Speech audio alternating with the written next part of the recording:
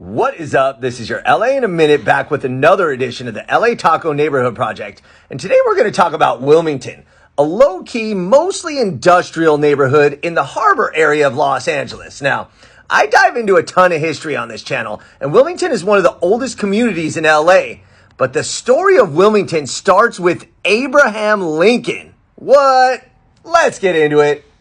So in 1858, Manuel Dominguez, former alcalde, mayor of Los Angeles and one of the largest landowners, sold the land that would eventually become Wilmington to Phineas Banning, a staging and shipping magnate. Banning had the strategic vision of building a wharf and cargo facilities for the then landlocked but burgeoning city of Los Angeles. The city was then known as New San Pedro and became the first port in Los Angeles, which facilitated commerce and perhaps more importantly, became the West Coast headquarters of the Union Army during the Civil War. Believe it or not, Los Angeles was a Confederate hotbed at this point, and there were many sympathizers to the secessionist movement of the South.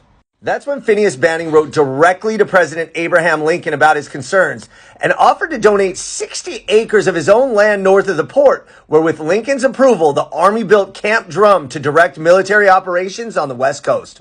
Under the watchful eye of President Lincoln from afar and Phineas Banning from close, the nascent Los Angeles harbor was now protected from Confederate attack.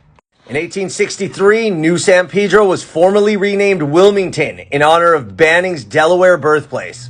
As the Civil War came to an end, the growing city focused on commerce, and Phineas Banning once again began construction on the Los Angeles and San Pedro Railroad, the first in the region, in 1868. The railroad cemented Wilmington's position as Southern California's preeminent port until 1897, when Congress designated neighboring San Pedro as LA's official port.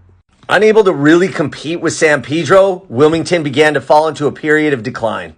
In 1909, the city of Los Angeles annexed Wilmington, and its port operations were consolidated with San Pedro's, which created a shipping complex that stretched all the way to Long Beach. In 1919, tourism gave Wilmington a boost as the neighborhood became the point of departure for excursion boats heading to Catalina Island, drawing thousands of travelers.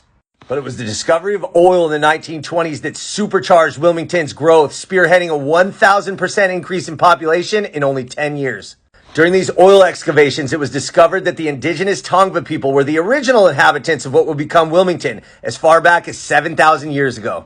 And the drilling continued, and the country's third largest oil field, Wilmington Oil Field, was discovered in 1932.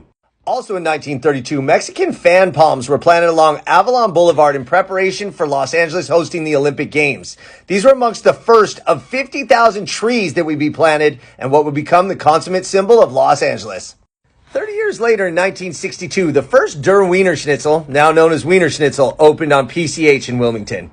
Today, Wilmington is incorporating more green space, a night market, things like that. But it's important to note that the oil industry is still the engine that makes Wilmington go, with 2 refineries working 24 hours a day to process the crude oil from the Wilmington oil field. And those Mexican fan palms still line Avalon Boulevard, making them some of the oldest of LA's beloved transplant tree. So even though Wilmington is a low-key, mostly industrial community, there's still a ton of pride in the area. And with a history that stretches back to Abraham Lincoln, it's well earned. All right, LA, it's been a minute.